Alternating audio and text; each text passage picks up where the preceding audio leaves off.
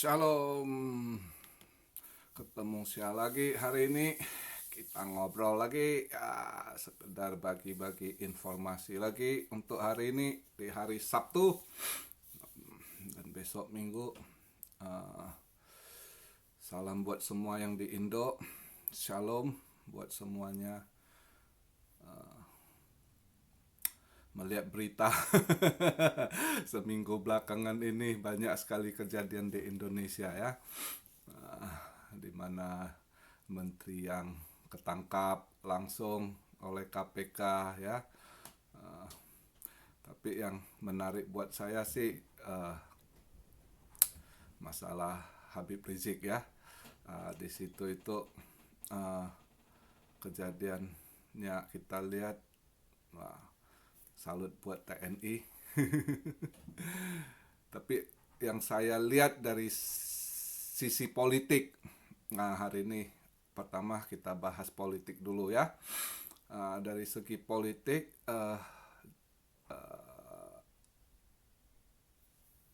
apa yang harus kita perbuat sebagai umat Kristen yang ada di Indo, nah itu penting saya lihat. Makanya saya sampaikan dengan pengetahuan yang ada, saya untuk share dengan kalian yang saya lihat. Saat saya lihat Laskar FPI itu shalawat menyembah itu baliho, saya udah something. This is dulu saya pikir mereka cuma kena cuma apa ya, cuma kena provokasi, tapi ternyata bukan. Kalau melihat mereka begitu, berarti mereka sudah dalam kena terdoktrinisasi otaknya. Ini buat pemerintah bahaya, ya. Untuk pemerintahan udah benar-benar harus ini aparat apa harus wake up itu. Itu udah harusnya mereka udah tahu sinyal wake up call itu, ya. Nah, buat umat Kristen kalian siapapun familikan kalian anak muda atau siapa harus maju ke gelanggang politik kali ini ya. Saya lihat, saya coba kontemplasi, saya lihat buat kalian umat Kristen saran saya kalau yang ingin terjun ke politik masuklah ke partai PSI. Lewat partai PSI saya lihat PSI kedepannya partai itu akan maju ya untuk tahun 2024 nanti itu mereka pasti jebol masuk ke DPR ya. Kalian buat umat Kristen boleh pakai partai itu sebagai kendaraan. Saya lihat nanti di tahun 2024 yang partai ada gambar-gambar bendera partainya yang warna biru agak turun anjlok ya. Sesuai seperti yang saya bilang bulan Mei lalu saya udah ngomong soal politik, kalian nggak usah peduli. Prabowo nggak mungkin nanti calon presiden, Anies nggak bakal. Walaupun sekarang ribut-ribut soal Anies, Anies finish 2022 nanti graduate dia finish ya. Semua ada apa yang kamu perbuat akan kamu tuai, itu hukumnya gitu ya. Kayak Prabowo, kasihan Prabowo seorang yang bagus, seorang sebenarnya dia negarawan, cuma unfortunately orang sekitarnya yang nggak ini ya. Ini satu inilah ya namanya jalan cerita. Kalau Tuhan udah berkehendak ya, orang yang paling dia percaya, orang terdekat dia yang benar-benar didikan dia itu yang melakukan kesalahan, dan efeknya itu yang buat partai Prabowo itu efeknya gede, itu nyungsep itu. Dan itu maka orang-orang sekitar tuh nggak mikir Prabowo apa yang dipikirkan Prabowo, mikirin orang dia. Nah itulah dia nasib dia ya, nasib dia. Tapi dia seorang benar-benar negarawan, dan saya yakin kejadian ini pun saya yakin Prabowo akan wake up ya. Apa yang mau dia lakukan saya rasa dia lebih ini, saya yakin dia lebih dedikasi dengan Jokowi corporate untuk negara tercinta. Saya rasa dia akan dia ini kan ambisinya jadi presiden. Saya rasa kali ini dia udah ada benar-benar wake up. Mungkin jalan hidupnya udah Tuhan tentukan dia nggak jadi presiden, tapi kalau dia masih mau jadi seorang bapak negarawan, ini kesempatan terakhir buat dia, ya. Dengan dia ini ada, kalau ada yang ini pesen sedikit dengan Pak Prabowo, perhatikan di Laut Natuna sana tuh, LCS ya, Laut Cina Selatan situ ya, itu tuh uh, kedepannya agak ada ini, kita harus kuat di sana. Prabowo harus beli banyak alat, kapal-kapal tempur atau apapun harus diperkuat ya, spesial di Laut Cina Selatan itu ya, Pulau Natuna kita, Natuna itu benar-benar harus dijaga.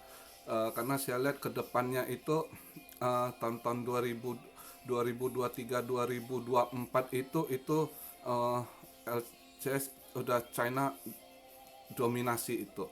Jadi kita harus benar-benar protect area kita.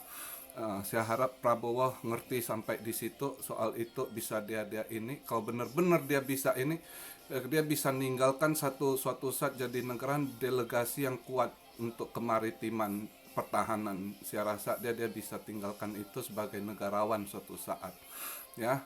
Tapi untuk presiden dia seharusnya kali ini dia wake up call namanya buat dia itu, ya. Dan apapun yang terjadi di muka bumi ini pasti ada sebab akibat, ya. Apa yang ditebar itu yang dituai, ya. Apa yang ditanam itu yang dia panen, begitulah hukum alam, ya. Untuk politik saya sarankan benar-benar buat kalian anak-anak muda, siapapun yang melihat YouTube saya ini, saya sarankan buat umat, kalian harus benar-benar berjuang untuk di politik.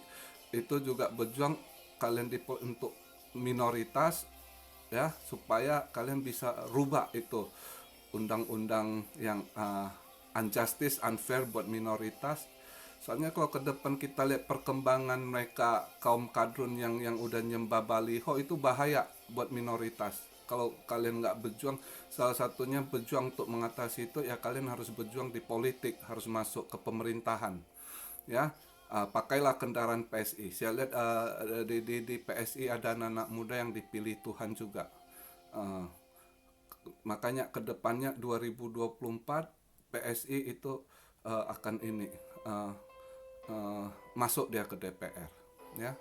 Kalau Anies forget it. Sekarang ribut-ribut mereka masih, kaum kadrun masih pikir mau calonkan Anies atau apa, ya, nanti redup sendiri itu, ya. Kalau pemerintah smart lagi kondisi ini, sebab kalau pemerintah strateginya smart, ya itu partai-partai yang nggak bener itu, yang cari duit nggak bener, dia kunci habis, dia bersihkan habis. Yang kalau ini kan mereka banyak anggota-anggotanya jadi eksekutif, birokrat apa, korupsi untuk partai ini itu, ya kan. Nah, saatnya kalau pemerintah mau ini, ya, jadi partai-partai yang itu pokoknya kunci, sapu bersih, KPK jaga betul ke itu, nanti bakal, kalau begitu nanti kedepannya bakal ada pemerintahan yang lebih baik gitu, ya. Anak-anak muda milenial yang jadi pemimpin ke depan, ya kan. Jadi buat kalian yang tertarik ke politik, saran saya, anak-anak muda ataupun kalian yang orang-orang tua yang anak-anaknya punya tertarik di politik, saya sarankan pakai kendaraan lewat partai politik, yaitu PSI. Saya lihat PSI kedepannya ada peningkatan yang Tuhan ini ada rencana Tuhan di dalamnya juga, ya. Buat perkembangan umat-umat juga akan terus ke depannya, ya.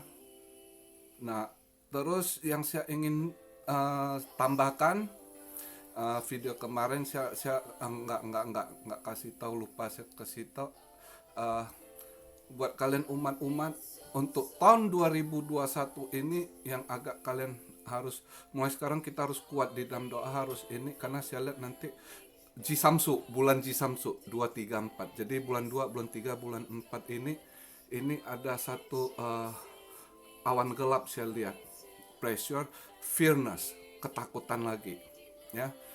2, 3, 4 di sini. Nah, di sini nih kalian harus perkuat doa, ya. Begitu juga doa untuk berkat. Nah, kalau kalian kuat berpuasa, kuat doa di sini ini juga nanti ada hasil resultnya yang baik untuk future.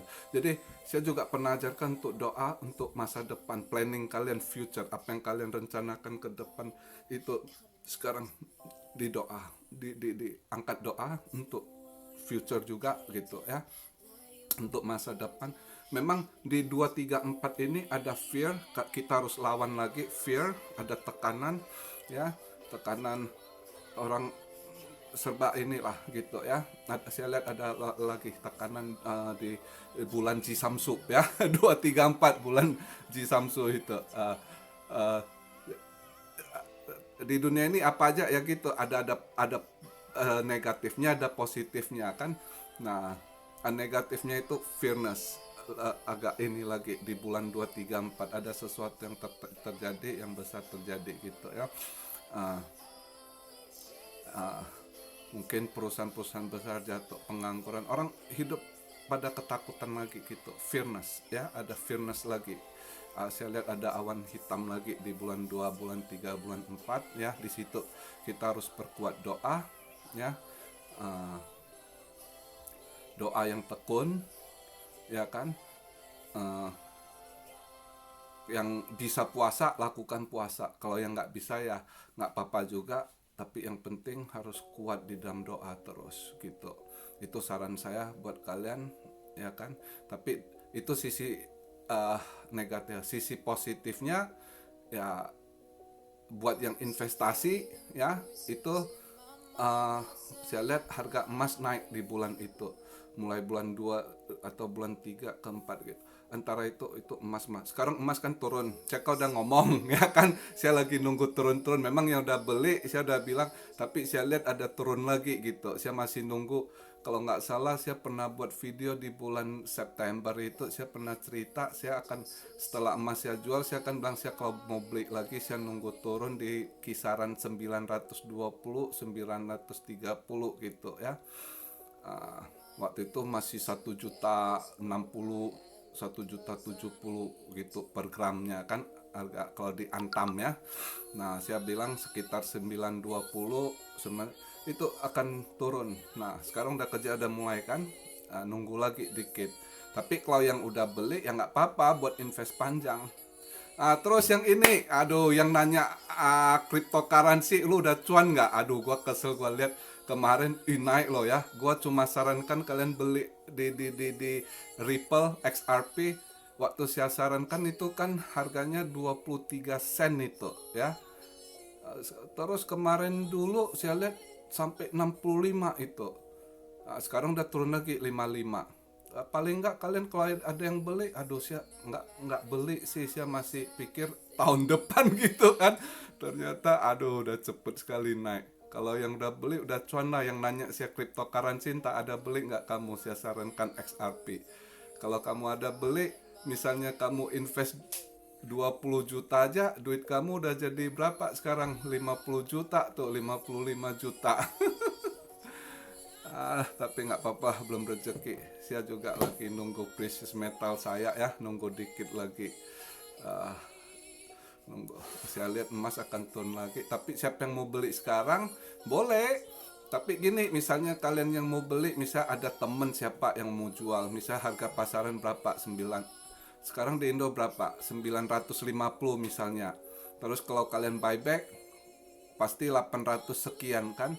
Nah, kalian beli, siapa yang mau jual? Jangan, misal bukan soal ngomong beli di toko emas ya, misal ada temen lagi butuh duit mau jual emasnya, ya kalian boleh beli sekarang kalau 800 sekian gitu ya. Kalian kasih naik dikit lagi 850 juga nggak apa-apa, kalian beli sekarang. Saya kalau ada di Indo sekarang, saya tampung itu orang-orang yang butuh duit gitu mau jual emasnya, saya beli itu, saya tampung. Nunggu bulan 2, bulan 3 itu bakal naik lagi gitu. Ya, itu juga invest. Kenapa saya suruh kalian beli emas? Karena harus menghadapi situasi ini nanti ya, ke depannya ekonomi dunia. Karena seluruh dunia cetak uang. Jadi cetak uang itu pasti efeknya nanti emas bakal banyak lah. Saya nggak cerita panjang lebar, saya cuma kasih langsung dia punya poinnya, beli emas gitu untuk invest panjang. Terus yang masih di kripto ya invest saja, nunggu ini ya kan. Eh, untuk invest panjang juga kripto boleh, udah saya sarankan XRP itu salah satu ya. Itu aja, fokus ke satu gitu. uh, itu yang bisa saya sampaikan di video kali ini ya kan. Uh, ingat betul-betul harus kuat di dalam doa ya. uh, Lihatlah, saya apa yang saya sampaikan tidak ada yang salah. Saya dari bulan 4 lalu saya udah bilang nanti second wave-nya di musim dingin lagi, udah kejadian, lockdown lagi, ini itu banyak lah, ekonomi masih nggak ini ya. Banyak analisis yang ngomong begini begitu ya, nggak ini, karena mereka ya secara analisanya secara lihat perkembangan dunia, tapi ada yang hal secara uh, unseen yang mereka nggak tahu, kita bisa lihat ya kan, bisa kita prediksi gitu. Kita udah lihat kalkulasi, oh ini gini, gimana ngadapinnya. Itulah video yang saya buat video nyampaikan semenjak bulan 3 kemarin corona itu saya mulai upload karena saya lihat ada fearness, ketakutan. Nah sekarang saya ingatkan lagi di bulan Cisamsu, ingat baik-baik ya, 2, 3, 4 itu ada fearness. Kalian harus kuat di dalam doa ya. Bersatu terus di dalam doa ya, supaya bisa melewati segalanya gitu ya. Juga ada berkat ya. Tuhan itu selalu gimana ya, dalam keadaan apapun selalu ada berkat ya. Jadi satu sisi memang ada entah dia krisis kayak entah apa kayak kejadian tapi satu sisi berkat tetap ada mendampingi ya, dalam jalan kehidupan gitu. Jadi kembali ke kitanya juga gitu ya. Apapun kembali ke dalam diri kita sendiri.